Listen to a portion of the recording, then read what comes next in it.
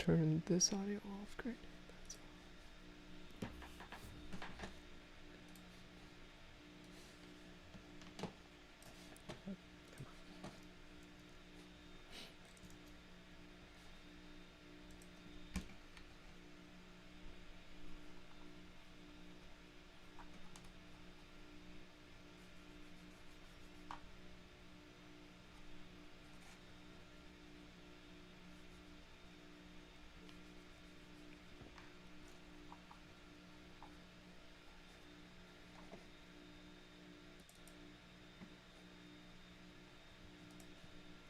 In the spirit of cooperation, I'm drinking a co-operation.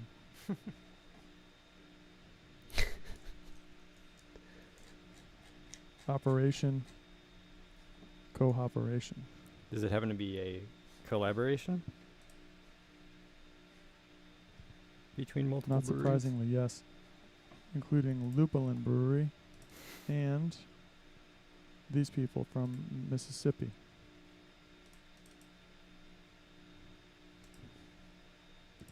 So one little tiny story while I open this. I was upstairs and I was getting a beer and I heard a noise. And I was like, oh, that was loud. I thought maybe you guys made a loud noise. And then I heard it again and I was like, wait a second. That's our cat.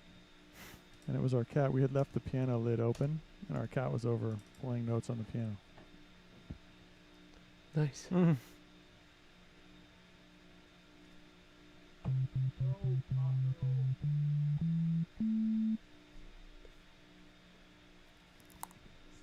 Paco, whenever we leave the lid open, all of a sudden you'll just hear, I'll be reading in the other room and I'll hear bong, like some little cluster from the bottom and the middle of the register. And we have to chase that cat off the piano. Damn cat.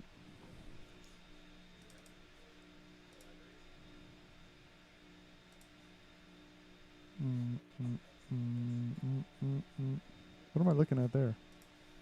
Someone has like a little circle around their mouse. What is that thing about? Oh, I use this when I'm Is it 'cause you're recording teaching or videos so something? that people can see what I'm clicking on. Is it just like a feature you can make where it's like have a circle around your mouse, or do you have to make this happen somehow? With It's some an word app that I program? bought. It shows when I click on things. That's awesome. What's it called?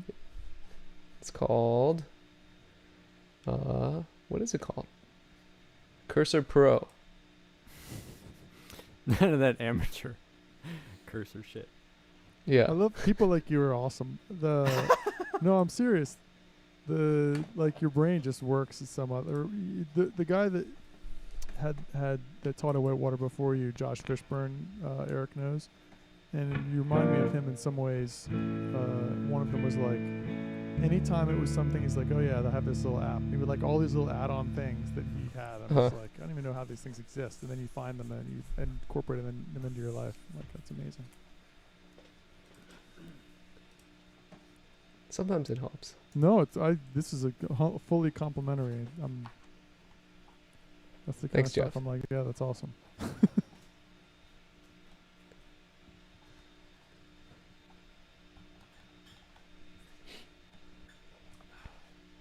This is a really good beer.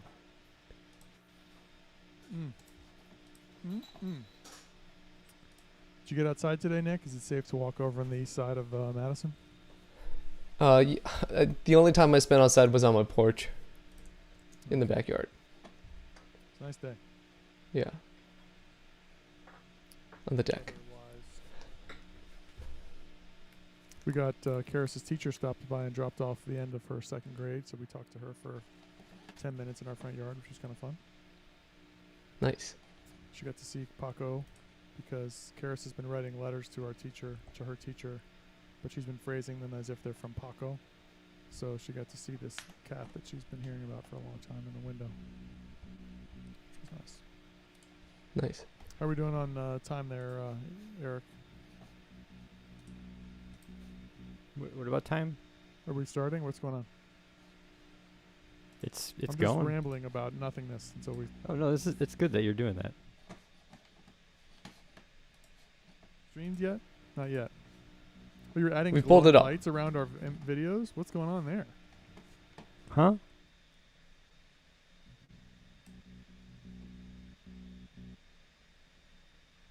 Why is there a glowing light around my Oh, video yeah, has a something's glowing light happened on around the my stream. box. It looks cool. I'm just confused. Maybe it's because maybe OBS Ninja has some secret feature if like whoever talks the most, they get glowing lights around their imagery. Maybe. That's a joke. There's no way that they built that in, but that'd be nice. I was trying to figure out if there's a way they could tell that I'm currently yapping too much, and they're like, let's just glow that box. Nick, your 2 videos are getting crunchy once in a while. Are they? Yeah. No. Probably the teenagers downstairs are streaming too many devices. Those crazy youngins. That's a good beer. God damn. Audio's clean though. I've got the stream pulled up on my iPad over here.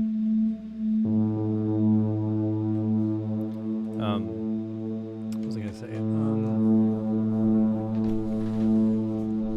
Jeff, do you ever get Great Lakes? Yeah, they're okay. I like their what the heck was it called? There was like an Erie Monster or something. Like Erie Monster. Yeah, that one's pretty good. They're just so cheap here that I've been buying them a lot. Yeah, that's one. Well, they've been around a long time, and they're ones that has pretty. They're like actually they make a nice dark stout, strong stout that I haven't had in a while, but that every once in a while I used to come around here. Is that the Erie Monster? No, I think I thought that was an IPA. Or is that the double IPA?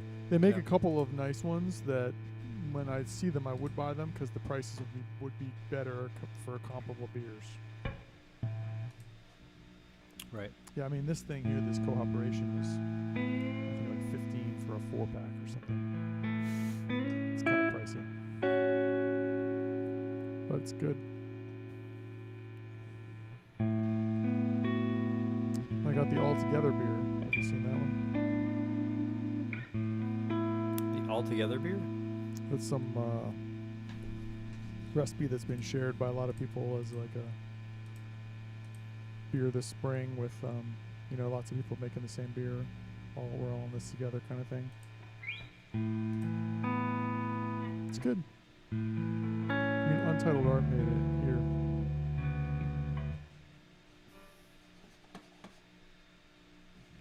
Are we ready to start?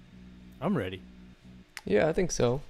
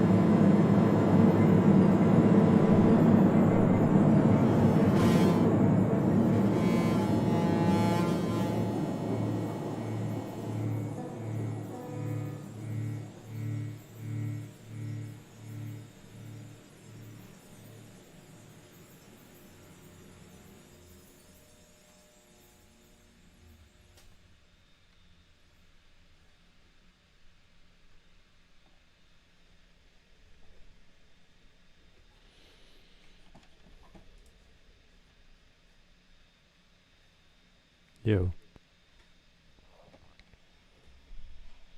It's a pretty nice little. Wrap it up, B. I thought we were in a nice spot. Yeah, no, it was. It's hard to pick up body language in these. At least for me, you're all this big, so I don't know how much of that was actually. For the last 45 minutes. Sorry?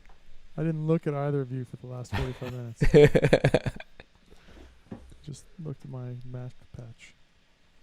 But I was trying to find a way to stop but let sound continue, which is tough. Like I can cut things off, certain things off, but other things kind of need to do their delays or whatever. It worked pretty well. There was a lot of good textures today. The one thing that I think is interesting, or not the one thing that is interesting to me about the collaboration component from my end as a person who's inviting people to mess with my knobs is I have the two knobs that I know you both can mess with, and I try to make sure I leave them open so that there can be an impact, but sometimes I need to turn it off for one reason or another, and then I look over and I see that the numbers are moving and I'm like, oh crap, I need to turn it back on, which I feel like is a mistake if I ever have it off. But one of the features of it that's interesting, on the one hand, I feel like it's a mistake if I ever have it off. On the other hand, what's interesting about it is that you don't, how do I say this? Like, I want to, essentially what I'm trying to leave open is the fact that you could mess something up of mine rather than intentionally make a musical decision. We've talked about it before from the perspective of, well, if someone turns a knob, they should have a feedback so they feel like they're making a musical decision. But another way to look at it is that people can just come in and mess with your system.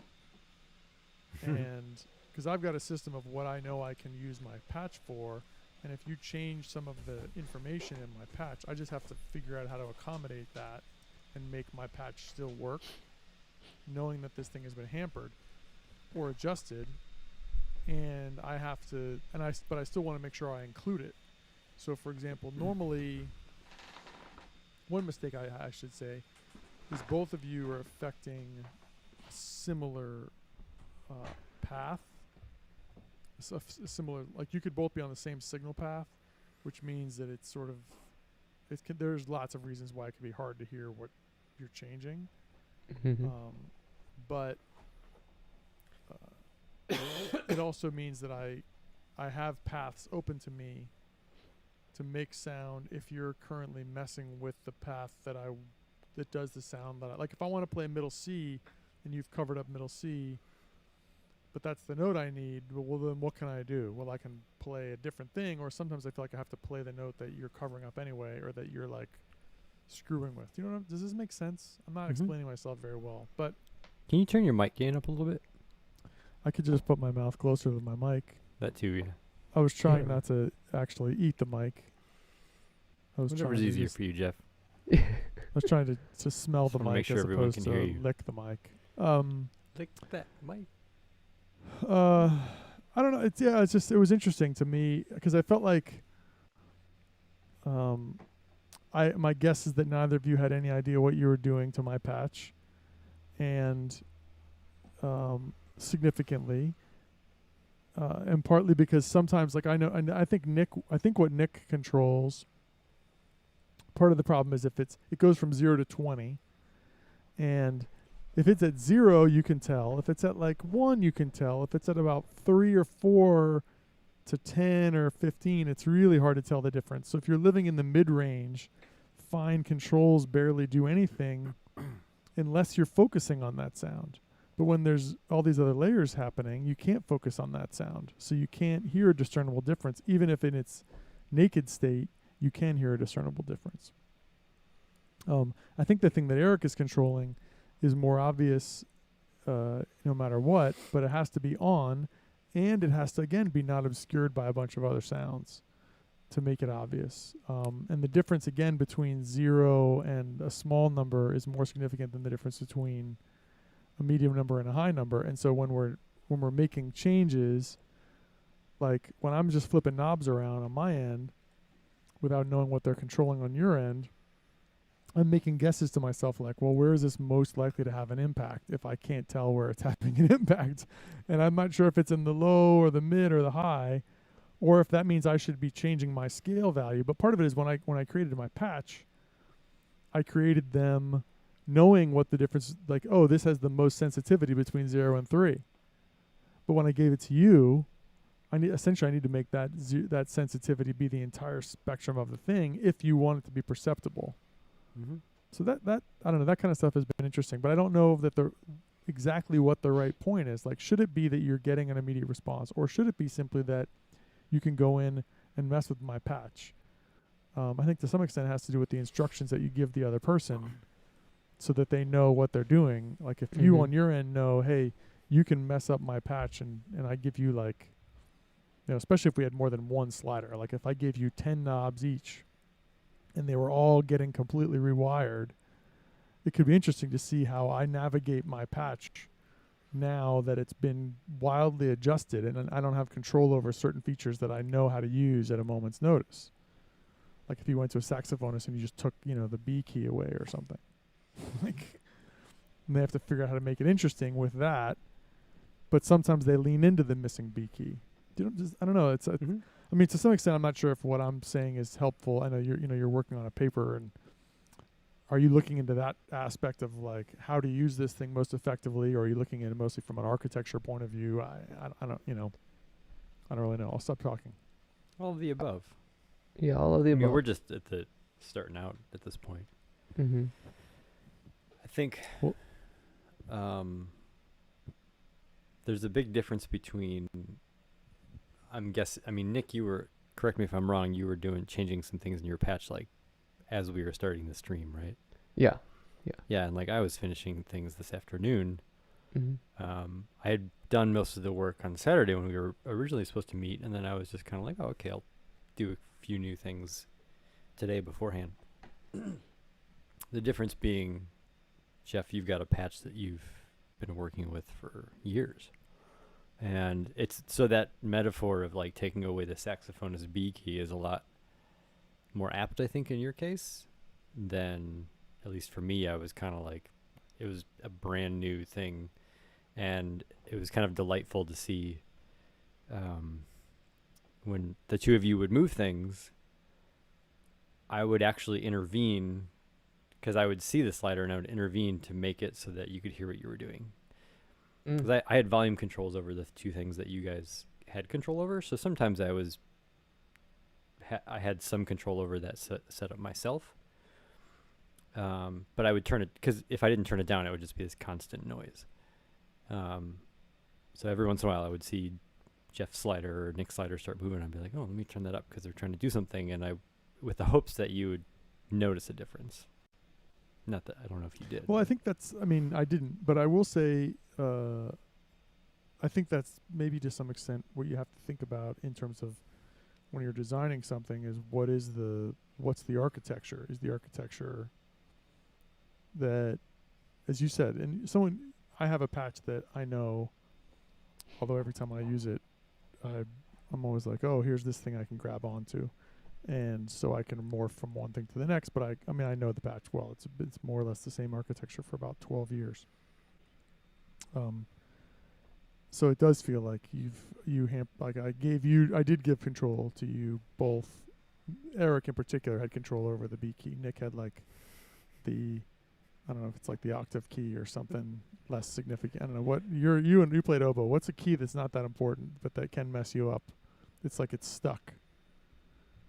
You had the ability, Nick, to like stick one of my keys in a way that like I couldn't play the instrument, in which I just like completely ignore it. Eric had the ability to more radically change the timbre. Okay. But anyway, I think that to some extent designing the system has to be around. Are you designing a system where you're inviting people to make noise that they understand. Like it would make one way to do it is that they know exactly what they're doing, that they know your patch, or that everyone is using the exact same patch. Mm-hmm. And then you get, you know, like these 3 things in everybody's patch are for some, you know, somebody else to use. And so, I mean, if it's an obvious thing, it's something like pitch or something, but if everyone knows what they're controlling, they're going to treat it differently than, you know, this game we're playing now, where it's like I have no idea what I'm controlling. To some extent, it's like there's this competing urge between I need to mess with the patch to see what's happening, and I need to make sure that there's something interesting happening musically. So if I don't hear anything quickly, I got to just get back to making something that I know is going to work. It's that balance between those 2 positions, for me anyway. Mm-hmm.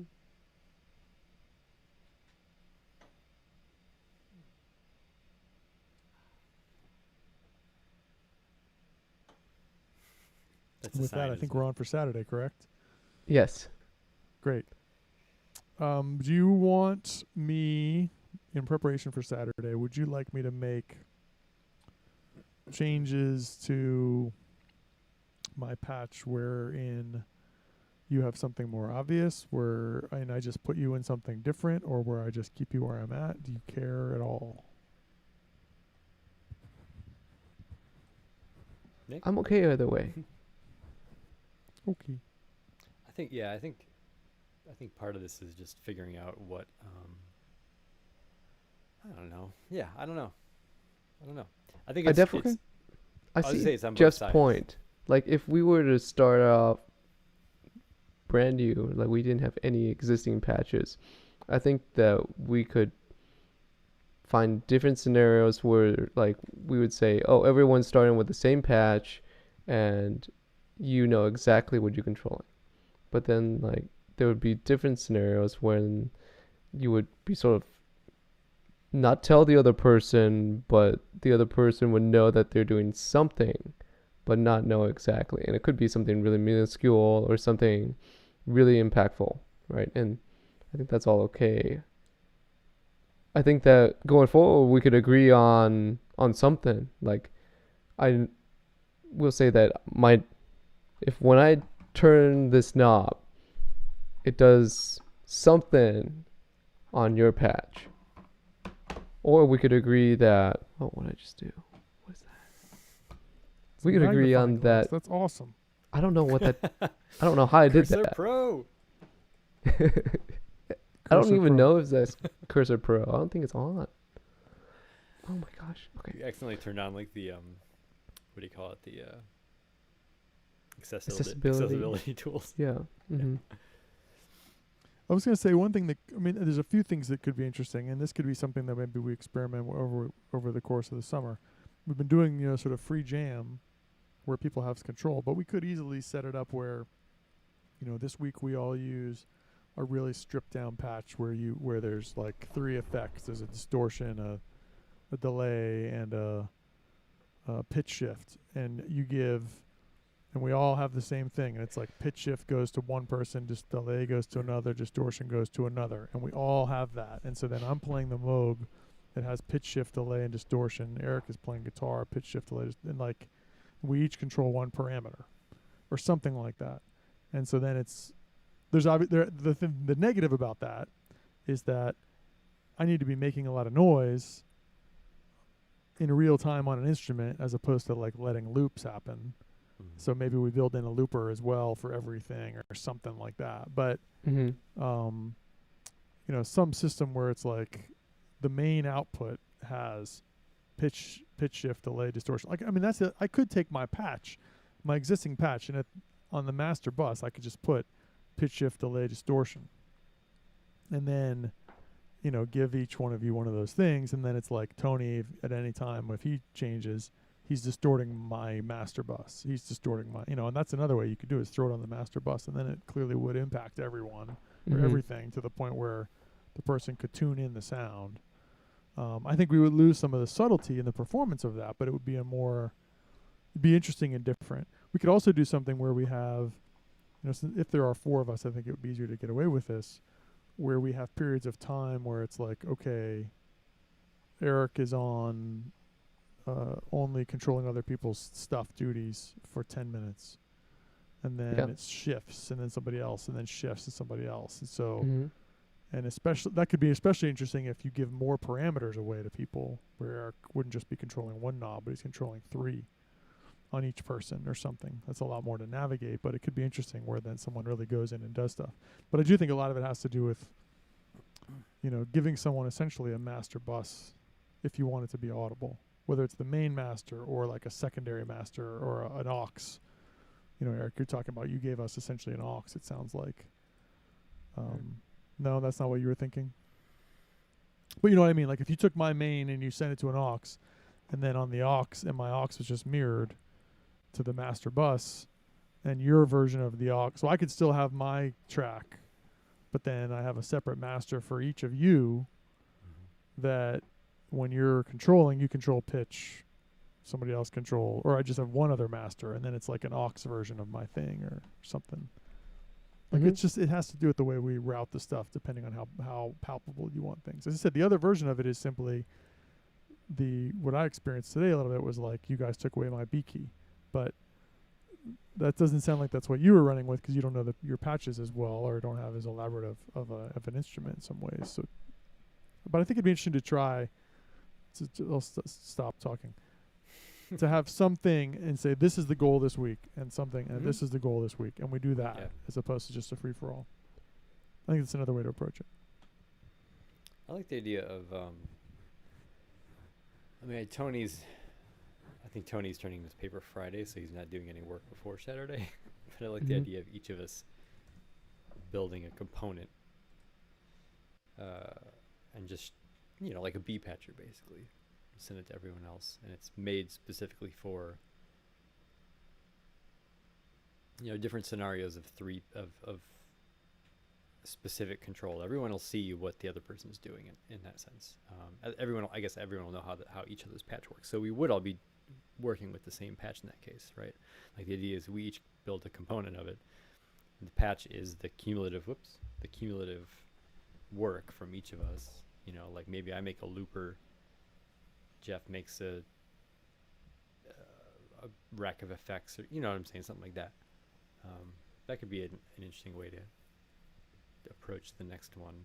Is each of us build a component, and for you, Jeff, maybe you just pick something that's in your patch already that you can kind of like modularize, take out that one piece.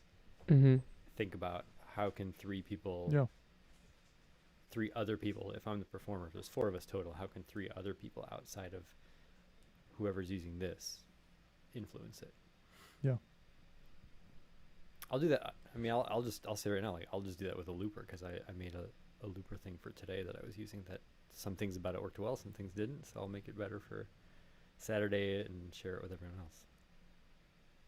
Okay. I one thing I will say is if I do that, I would. Let me. I gotta think. Are we saying are we saying we're going to make a single master patch and we'll each be using the same master patch? Is that what you're saying? I think we're not using it simultaneously, but we're each using it on our own end. Yeah. Okay. But in terms of like building something that has some depth to it, each of us builds a component of it. Otherwise, it's a lot of work to do for one person. Okay. I mean, I can send it. I have it's sort of a looper, but I have two primary instruments. One is a buffer player and the other is a synthesis player. You should make your synthesis player something that you can send to us. Yeah, they're all little B patchers, so they're all. Yeah. Great. I'll do a looper, and then Nick, what do you want to do? I have the stuff that I normally work with has a pitch shift or a delay courser. I can send one of those along. Okay. I will try to make a synthesis. Am I supposed to put in the places where control can happen? Yeah. It'll have to be something that each of us can like look at and use. I'm not guaranteeing I can do this by Saturday. But I'll start thinking about how that thing could be changed or adapted. Yeah.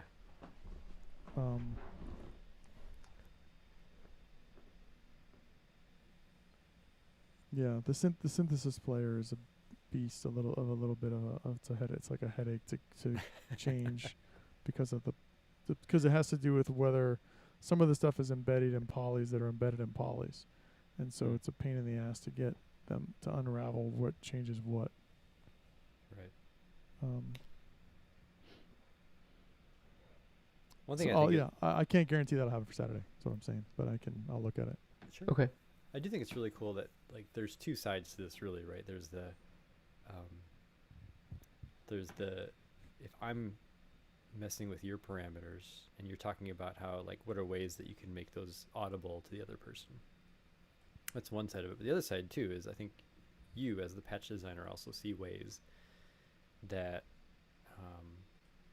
it's almost like you guys are intervening in what I'm doing.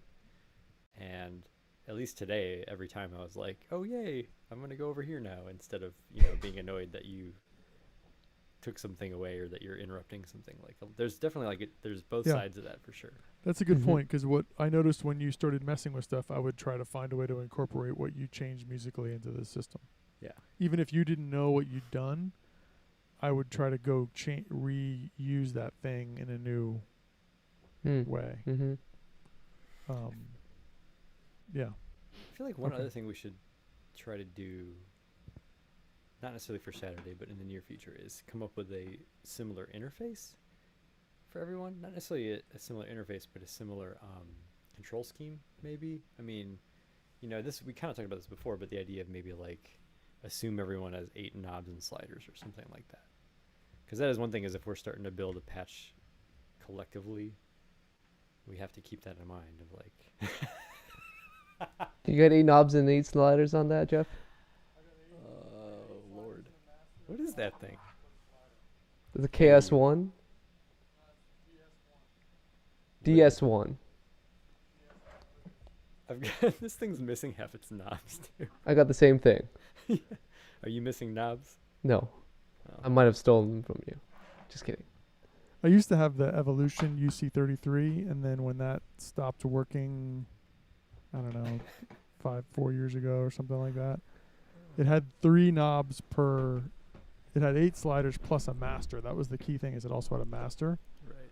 And then it had 3 sliders per, and I had the choice of going down to 3 knobs per slider. I had the choice of going down to 2 knobs per slider or going up to 5, and I was like, I can't.